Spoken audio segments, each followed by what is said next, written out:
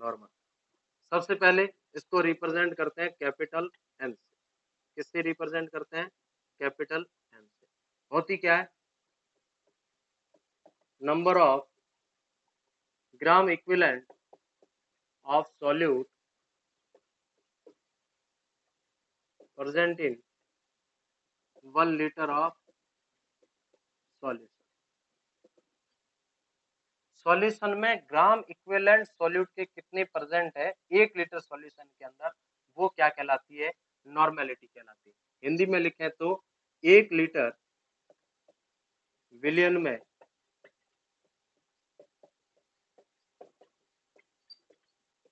उपस्थित विलय के ग्राम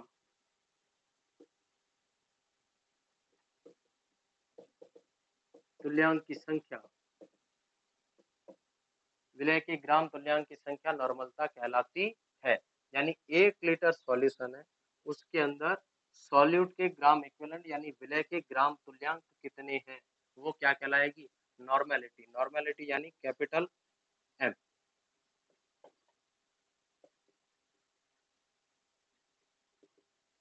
क्या हो जाएगा formula? Number of gram equivalent of solute upon volume of solution, यानी विलय के ग्राम तुल्यांक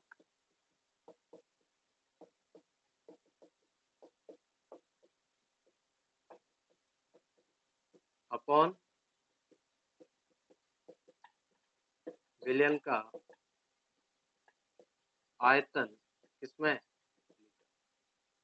अब यहाँ बाकी सारी चीजें तो सही है, पर अपने को एक चीज नहीं पता है कि ग्राम इक्विवेलेंट यानी ग्राम तुल्यांक क्या होता है। तो अपन बात करेंगे किसकी? ग्राम इक्विवेलेंट की, यानी ग्राम तुल्यांक की। ग्राम तुल्यांक क्या होता है? कुछ नहीं है, जैसे मोल कैलकुलेट करते हो वैसे ही ये कैलकुलेट होता है। तो फिर क्या डिफरेंस? मोल में क्या होता है? गिवन मास अपॉन क्या होता है? Molecular mass. यहाँ क्या आएगा? Equivalent mass. ये इक्विवेलेंट मास क्या है? यानी दिया गया भार बटे तुल्यांकी भार। अब ये तुल्यांकी भार क्या है वो नहीं पता अपने, उसको अपन अभी देखेंगे। क्लियर है? तुल्यांकी भार कैसे कैलकुलेट करते हैं वो अपन अभी देखते हैं। तो अपने को ग्राम इक्विवेलेंट का पता चल गया। हाँ चल गया ना? क्यों? क्योंकि तुल्यांकी भार ही तो समझना है, वो अभी समझ रहे हैं। तुल्यांकी भार पता चल जाएगा, कैसे निकालते हैं? तो गिवन मास तो होगा ही, उसमें अपन इक्विवेलेंट वेट यानी तुल्यांकी भार का क्या कर देंगे? डिवाइड कर देंगे, तो अपने पास क्या आ जाएंगे? ग्राम तुल्यांक आ जाएंगे। तो इस नॉर्मेलिटी को देखें तो क्या हो जाएगा? गिवन मास ऑफ सॉल्यूट, इसको अपन अभी तक डब्ल्यू भी बोलते हैं। मान लो ग्राम इक्विवेलेंट के लिए नीचे क्या चाहिए? Equivalent mass. मान लो इसको मैं ईबी बोल देता हूँ, इक्विवेलेंट मास ऑफ सॉल्यूट। और सॉल्यूट को अपन क्या रिप्रेजेंट करते हैं? वॉल्यूम किसमें? लीटर में। अरे वॉल्यूम किसमें? लीटर। और ये क्या हो गई? नॉर्मेलिटी यानी नॉर्मल। मैं इधर v से मल्टीप्लाई कर देता हूँ, कैपिटल M यानी नॉर्मेलिटी, कैपिटल N नॉर्मेलिटी से मल्टीप्लाई कर दिया मैंने किससे? EB से। EB क्या है? Equivalent mass of solute. Equivalent mass of solute यानी विलय का तुल्यांकी भार, विलय का तुल्यांकी भार। ये इक्वल टू किसके हो जाएगा? देखिएगा, WB अपॉन V। अरे ये तो देखा देखा सा लग रहा है। कहाँ देखा था इसको? ये देखा था strength of solution.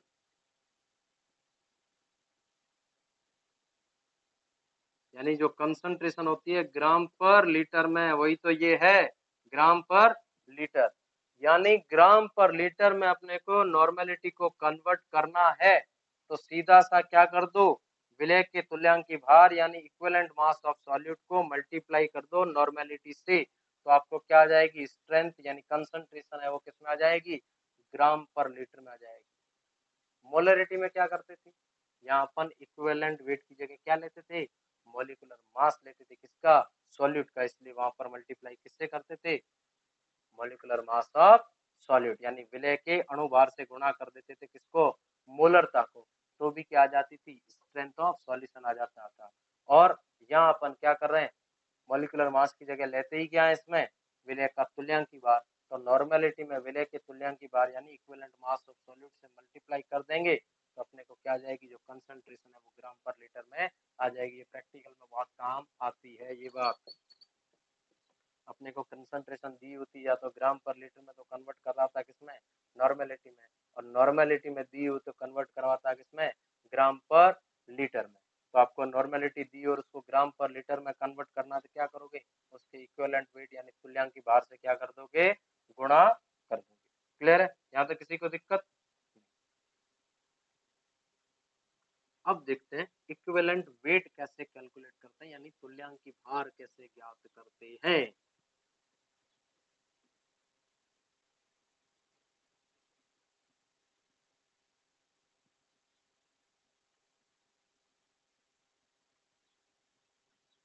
Equivalent weight of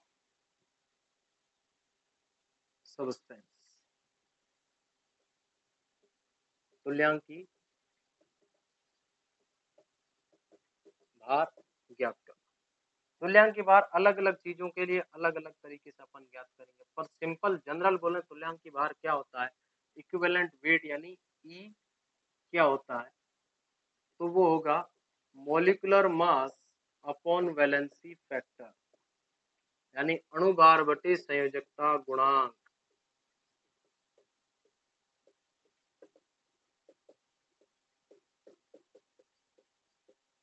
तो नॉर्मलता निकालने के लिए अपने को बहुत सारी चीजें निकालनी पड़ेगी। क्या, पहले ग्राम इक्विवेलेंट निकालना, वो कैसे निकालेंगे, given mass upon equivalent weight. अब इक्विवेलेंट वेट खुद निकालने के लिए अपने को क्या चाहिए, एक चीज अब चाहिए, क्या, संयोजकता गुणांक यानी वैलेंसी फैक्टर, और इसको बोल देते हैं अपन स्मॉल एन। यानी अपने को यदि स्मॉल एन मिल जाए, किसी कोई भी दिया हो उसका स्मॉल एन पता चल जाए, तो मैं उसका इक्विवेलेंट वेट भी निकाल सकता हूँ। इक्विवेलेंट वेट आ जाएगा तो मैं उसका क्या निकाल लूंगा, ग्राम इक्विवेलेंट, और ग्राम इक्विवेलेंट निकालते क्या आ जाएगी, नॉर्मेलिटी आ जाएगी, क्योंकि वॉल्यूम ऑफ सॉल्यूशन तो पता चल ही जाएगा। तो अपने को संयोजकता गुणांक पता करने अलग अलग के लिए। क्लियर है, पहला वैलेंसी फैक्टर फॉर एसिड, या दूसरों इसको बोल सकते हैं अपन क्या, एसिड का इक्विवेलेंट वेट। एसिड के लिए इक्विवेलेंट वेट क्या कैसे कैलकुलेट करेंगे, यानी अम्ल का तुल्यांकी भार, अरे ये एन कैलकुलेट करना मुझे। एसिड के लिए जो एन होता है वो होता है उसकी बेसिसिटी यानी क्षारकता। एसिड है वो कितना क्षारकता है, यानी क्षारकता का मतलब क्या होता है, वो कितने H+ डोनेट कर रहा है, कितने कर सकता है वो अलग बात है, कितने रिएक्शन में डोनेट कर रहा है वो रिएक्शन देख के पता चलेगा। और यदि रिएक्शन नहीं देख रही है, अपने को बताई नहीं है उसने रिएक्शन, तो जितने डोनेट कर सकता है उतने सारे अपन मानेंगे कि उसने डोनेट किए। तो बेसिसिटी क्या होती है, number off replace H+ ion इन रिएक्शन, H+ प्रतिस्थापी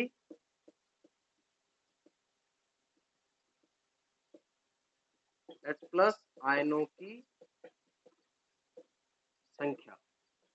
एसिड के अंदर कितने H+ आयन है वो रिप्लेस हो रहे हैं, यानी कितने H+ जा रहे हैं उसकी जगह कोई और जुड़ रहा है, तो वो उसका क्या हो जाएगा, वैलेंसी फैक्टर यानी क्षारकता हो जाएगी। मान लो अपन HCl का एक एसिड लेते हैं, उसकी अपन क्या देखते हैं, बेसिसिटी, और जो बेसिसिटी होगी वही क्या हो जाएगा, स्मॉल है। उसके बाद उसका मॉलिक्यूलर मास देख लेंगे, और उसके बाद उसका क्या देखेंगे, इक्विवेलेंट वेट। क्लियर। एसिड मान लो अपन बात करते हैं सबसे पहले HCl। HCl कितने H प्लस दे सकता है, एक दे सकता है, तो बेसिसिटी कितनी हो गई, एक। इसका मॉलिक्यूलर मास आप कैलकुलेट कर लोगे, मैं ज्यादा लिखूंगा नहीं यहाँ पर, कितना होगा 35.5। इक्विवेलेंट मास क्या होता है, मॉलिक्यूलर मास बटे वैलेंसी फैक्टर 35.5 बटे। उसके बाद बात करें अपन मान लो किसकी, H2SO4 की बात। H2SO4 कितने H प्लस दे सकता है, बेसिसिटी कितनी हो गई, तो इसका मॉलिक्यूलर मास अभी बताया था कितना होता है 98, तो इसका इक्विवेलेंट वेट कितना हो जाएगा 98/2 इक्वल टू 49। अब बात करते हैं मान लो एसिटिक एसिड CH3COH, बेसिसिटी कितने H प्लस दे सकता है, एक। इसका वेट होता है 60/1, तो ये कितना हो जाएगा 60। क्लियर। तो ऐसे आप क्या कैलकुलेट कर सकते हो, इक्विवेलेंट मास कैलकुलेट कर सकते हो बाकी सारे एसिड का। पर जो फॉस्फोरस है उसके ऑक्सो एसिड के लिए आपको ध्यान रखना पड़ेगा, क्योंकि उसमें जितने H होते हैं उतने H प्लस वो डोनेट नहीं कर पाता। ये पी ब्लॉक में आप अच्छे से उनकी जब स्ट्रक्चर पढ़ोगी तब आपको समझाया वहां पर जाएगा। तो अभी उसके ऑक्सो एसिड देखते हैं। एक मैं यहाँ छोटी सी इन तीन के लिए ट्रिक बता दूंगा। एक होता है H3PO2, एक होता है H3PO3 और एक होता है H3PO4। मॉलिक्यूलर मास आप कैलकुलेट कर लोगे फॉस्फोरस का, ऑक्सीजन का और हाइड्रोजन का आपको पता है। इसकी बेसिसिटी होती है वो होती है 1, इसकी बेसिसिटी होती है 2 और इसकी बेसिसिटी होती है 3। क्यों, आप इसका यदि स्ट्रक्चर बनाओगे तो कुछ ऐसा स्ट्रक्चर, एक पी डबल बॉन्ड ओ रहता है, एक ऑक्सीजन जो बचा है उससे हाइड्रोजन जुड़ता है, एक H और एक H, ये इसकी स्ट्रक्चर है। तो इसमें H प्लस है वो यही वाला जायफा जो हाईली इलेक्ट्रोनेगेटिव एटम है, उससे जुड़ा हुआ जो हाइड्रोजन होता है वो डोनेट होता है। अधिक विद्युत ऋणी से जुड़ा हुआ जो हाइड्रोजन होता है वो आसानी से डोनेट होता है। क्यों होता है, बंध के ध्रुवीकरण के कारण ऑक्सीजन अपना इलेक्ट्रॉन होते हैं बंध के, वो अपनी तरफ खींच लेता है, तो इसके पास इलेक्ट्रॉन बचते नहीं है, तो ये H प्लस की फॉर्म में क्या हो जाता है, हट जाता है। तो वहां अपन देखेंगे कहाँ पर, पी ब्लॉक में। तो इसकी बेसिसिटी है वो कितनी है, 1 है। ये एक H प्लस ही दे सकता है, ये दोनों H प्लस नहीं जाएंगे। इसी तरह जब एक ऑक्सीजन और बढ़ जाएगा तो यहाँ जाएगा, तो कितनी हो जाएगी, 2। और जब PO4 हो जाएगा तब कितनी हो जाएगी, 3 हो जाएगी।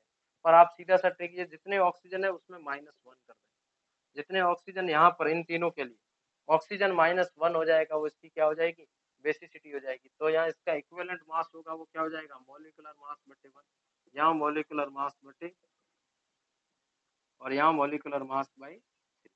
क्लियर है। तो ये क्या हो जाएगा, एसिड के लिए आप क्या कैलकुलेट कर सकते हो, इक्विवेलेंट मास।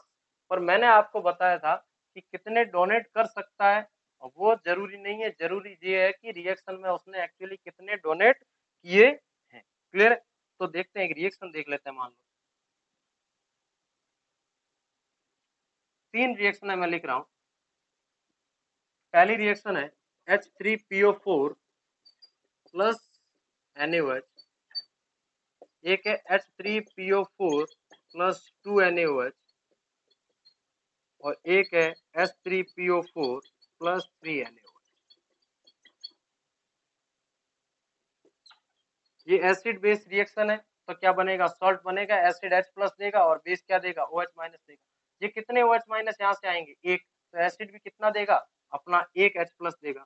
तो क्या हो जाएगा NaH2PO4 प्लस H। तो कितने H रिप्लेस हुए इससे, एक। तो इसकी बेसिसिटी है वो यहाँ पर कितनी है, एक। तो इसका इक्विवेलेंट मास होगा वो मॉलिक्यूलर मास बाई कितना होगा, 1 है H3PO4, पर यहाँ इसका इक्विवेलेंट मास है, मॉलिक्यूलर मास है वो इक्वल है, वैलेंसी फैक्टर कितना हो गया, एक, क्योंकि इसने डोनेट कितना किया, एक। यहाँ बात करें तो क्या हो जाएगा Na2HPO4 और 2H2। क्यों, क्योंकि ये कितने OH अब दे सकता है, 2 NaOH है तो क्या दे सकता है, 2 OH दे सकता है। तो यहाँ H भी कितने जाने पड़ेंगे, 2 जाने पड़ेंगे। तो यहाँ इसकी बेसिसिटी वो कितनी हो गई, 2। इक्विवेलेंट मास हो जाएगा वो कितना हो जाएगा, मॉलिक्यूलर मास बाई। और यहाँ बात करें तो क्या हो जाएगा Na3PO4 प्लस 3H2 और यहाँ है वो कितनी हो गई बेसिसिटी, 3। तो यहाँ इक्विवेलेंट मास है वो मॉलिक्यूलर मास बाई 3। तो आपको बात समझ आ गई होगी कि बेसिसिटी है एसिड की, यानी जो क्षारकता है वो किस पे डिपेंड करेगी, रिएक्शन में कितने H प्लस रिप्लेस हो रहे हैं वो उस पर डिपेंड करेगी। यदि रिएक्शन आपको नहीं दी हुई है तो आप यही मान के चलोगे कि जितने हैं उतने पूरे वो डोनेट कर रहा है। तो यहाँ अपन क्या कर सकते हैं, इजीली इक्विवेलेंट मास कैलकुलेट कर सकते हैं। मॉलिक्यूलर मास अपने को सबको पता होता है। वैलेंसी फैक्टर अभी अपन ने एसिड के लिए निकालना सीख लिया। अब बात करते हैं valency factor for base,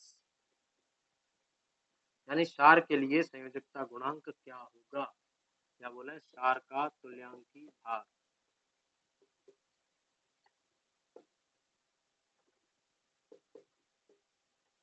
clear.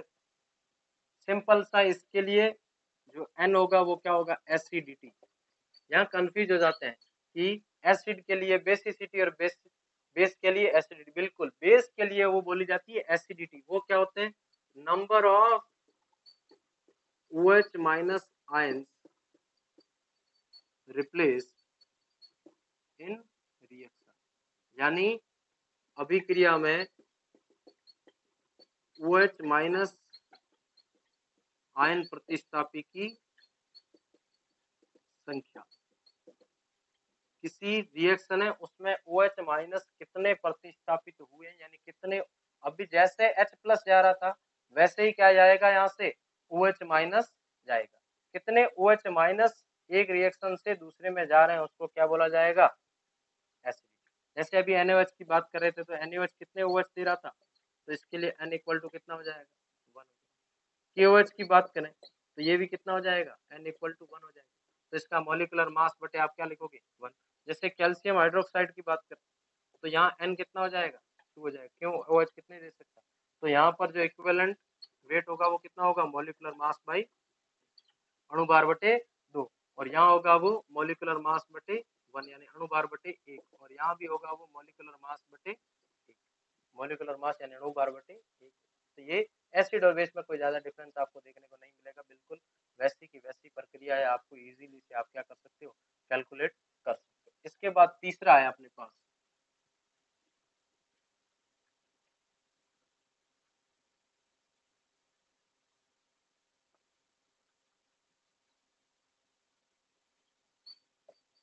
Valency factor for salt, यानी लवण के लिए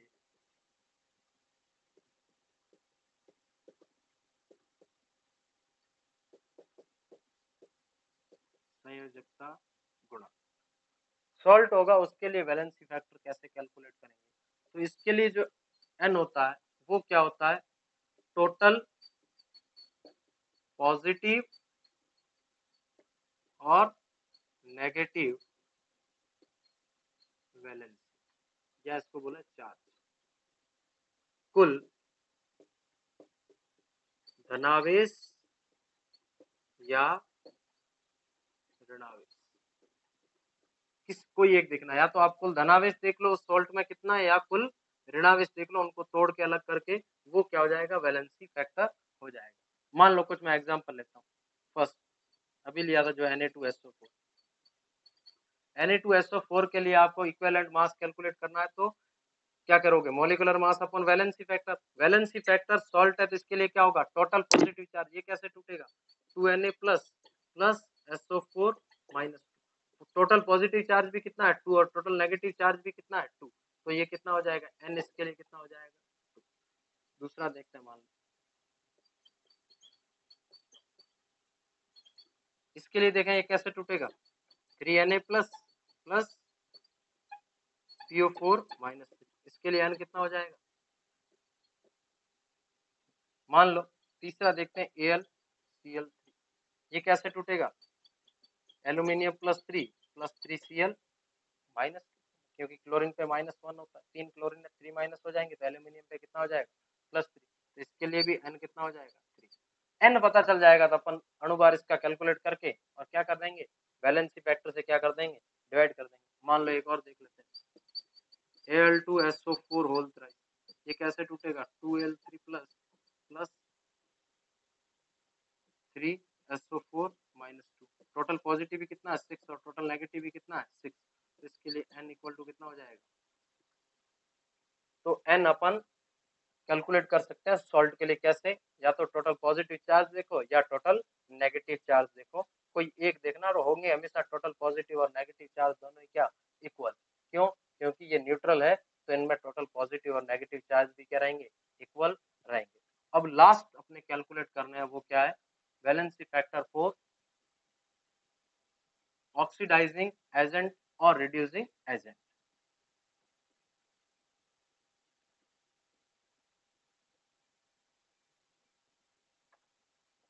ऑक्सीडाइजिंग एजेंट और रिड्यूसिंग एजेंट यानी अपचायक और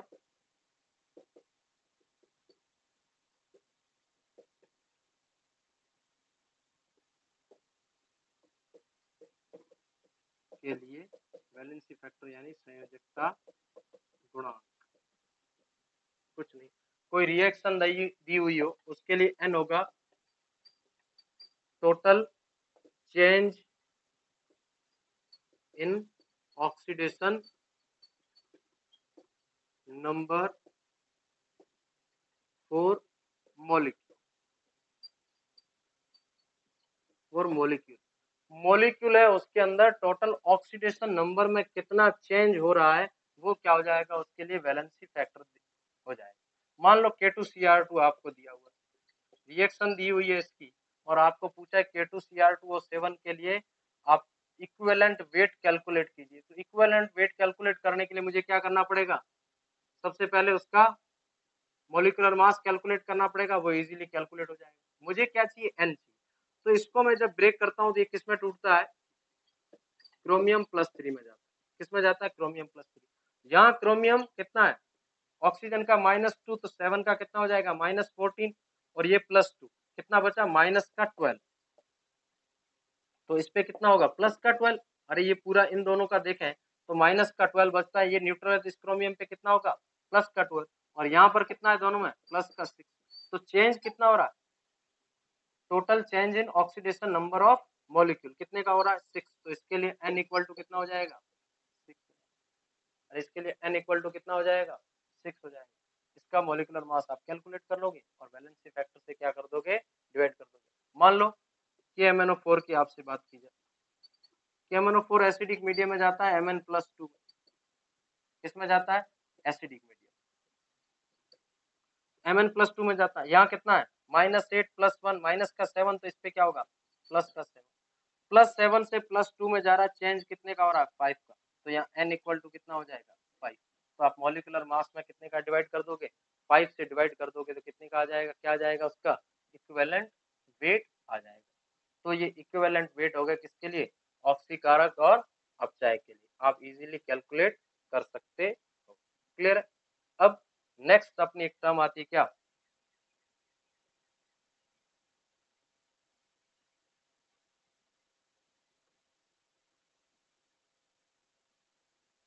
इक्विवेलेंट मास आप ऐसे इस तरह से सारे कैलकुलेट कर सकते हैं।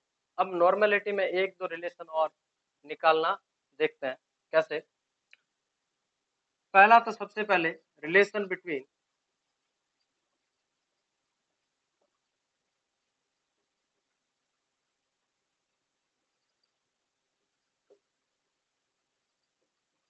मोलरिटी यानी मोलरता व नॉर्मलता में संबंध मोलरता और नॉर्मलता में क्या संबंध है क्लियर।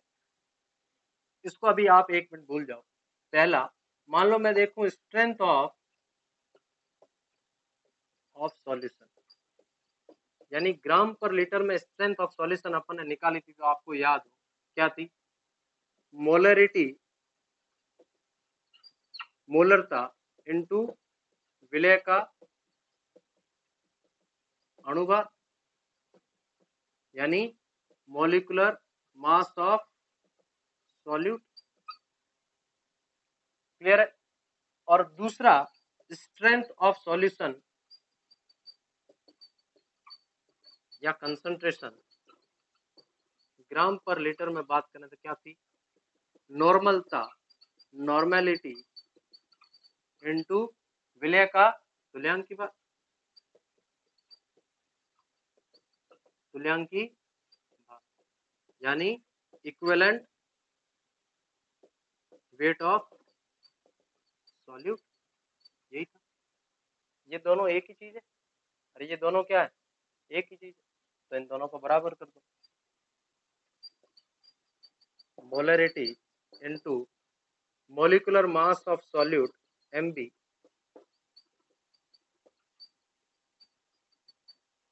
यानी विलय का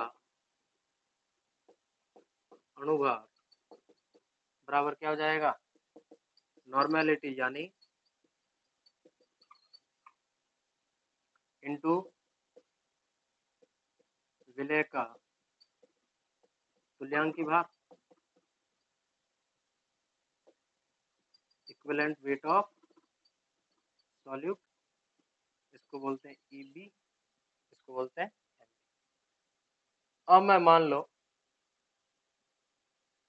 मोलरिटी को इधर ले जाता हूँ, Mb अपॉन Eb, या मैं ये देखो सीधा सा लिख भी सकता हूँ कैसे, Eb इक्वल टू क्या होता है, Eb को अपन ने देखा था क्या था, Mb अपॉन M, मानी तुल्यांकी भार था वो क्या था, अणुभार बटे वैलेंसी फैक्टर था कि नहीं था, तो मैं यहाँ Eb इंटू लिख सकता हूँ कि नहीं, Eb into N into molarity equal to क्या हो जाएगा, नॉर्मेलिटी इंटू Eb, Eb से Eb क्या हो जाएगा, कट हो जाएगा, तो क्या हो जाएगा, मोलरिटी इंटू N यानी वैलेंसी फैक्टर यानी संयोजकता गुणांक बराबर क्या हो जाएगा, नॉर्मेलिटी, यानी नॉर्मलता और मोलरता को आपस में सीधा भी अपन कन्वर्ट कर सकते हैं। यदि नॉर्मलता दी हुई तो आप वहां से क्या निकाल सकते हो, मोलरता निकाल सकते हो, कैसे, वैलेंसी फैक्टर का डिवाइड करके, और मोलरता दी हुई है तो उसको आप क्या कर सकते हो, एन से मल्टीप्लाई करके, यानी वैलेंसी फैक्टर से मल्टीप्लाई करके किस में कन्वर्ट कर सकते हो, नॉर्मेलिटी में कन्वर्ट कर सकते हो। और ये इक्वेशन हमेशा एप्लीकेबल है, N1V1 इक्वल टू N2V2। जो M1V1 थी वो हमेशा नहीं है, वो केवल और केवल कब एप्लीकेबल है, डाइल्यूशन के लिए, ये हमेशा एप्लीकेबल है। ये कहीं भी ग्राम इक्विवेलेंट होंगे, नंबर ऑफ ग्राम इक्विवेलेंट होंगे, वो पूरी इक्वेशन में हमेशा इक्वल रहेंगे। किसी एक के जितने ग्राम इक्विवेलेंट होंगे दूसरे के उतने ही ग्राम इक्विवेलेंट होंगे। मोल अलग अलग हो सकते हैं, इसका एक मोल उसके दो मोल से रिएक्ट कर सकता है, पर दोनों के ग्राम इक्विवेलेंट हमेशा एक एक ही रिएक्ट करेंगे। ये ग्राम इक्विवेलेंट का एक नियम भी होता है कि हमेशा इक्वल ग्राम इक्विवेलेंट रिएक्ट करते हैं आपस में। चलो एक इसमें और एक और देख लेते हैं, याद आ गया तो। जैसे अपन ने देखा था x percentage weight by weight दिया और डेंसिटी दी हुई हो, तो आप कैसे कैलकुलेट कर सकते हो, मोलरिटी यानी x percentage weight by weight, यानी x प्रतिशत द्रव्यमान द्रव्यमान का दिया हुआ है, डेंसिटी दी हुई है, और आपको इक्विवेलेंट वेट Eb है, वहां आपको क्या दिया हुआ था, मॉलिक्यूलर मास दिया हुआ था Wb। तो वापस आप नॉर्मेलिटी वही तरीका x into D into 10 upon वहां पर Wb था, यहाँ पर क्या हो जाएगा, Eb हो जाएगा। तो x दिया हो तो आप सीधी नॉर्मेलिटी भी कैलकुलेट कर सकते हैं। नॉर्मेलिटी की यूनिट क्या होगी, ग्राम इक्विवेलेंट पर लीटर, ये इसकी क्या हो जाएगी, यूनिट हो जाएगी। इसको रिप्रेजेंट किससे करते हैं, कैपिटल N से। तो यहाँ पर नॉर्मेलिटी क्या होती है, कंप्लीट होती है। आगे देखिए, नॉर्मेलिटी कंप्लीट होती है, उसके बाद एक आती है फॉर्मेलिटी, या एक्चुअली में फॉर्मेलिटी ही है, नंबर ऑफ, ये कैलकुलेट करवाते नहीं है generally, number of formulas of solute present in 1 liter of solution।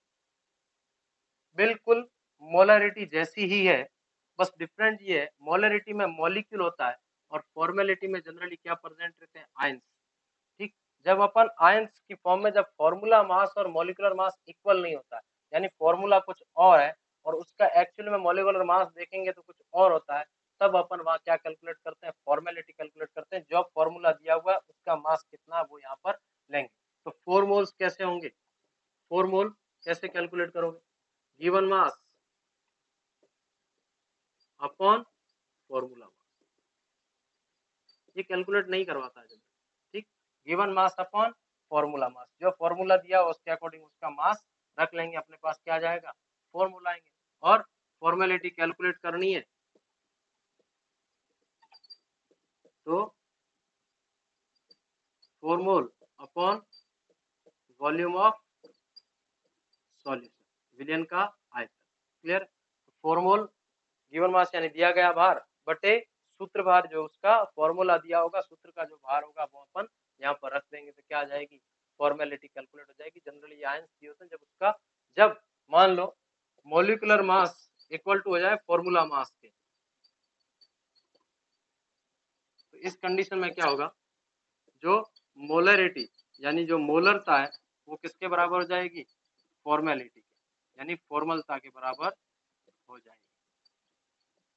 Molarity वो किसके इक्वल हो जाएगी, फॉर्मेलिटी के इक्वल हो जाएगी। क्लियर है। उसके बाद एक छोटी सी और लेटेस्ट कंसंट्रेशन है मोलनिटी।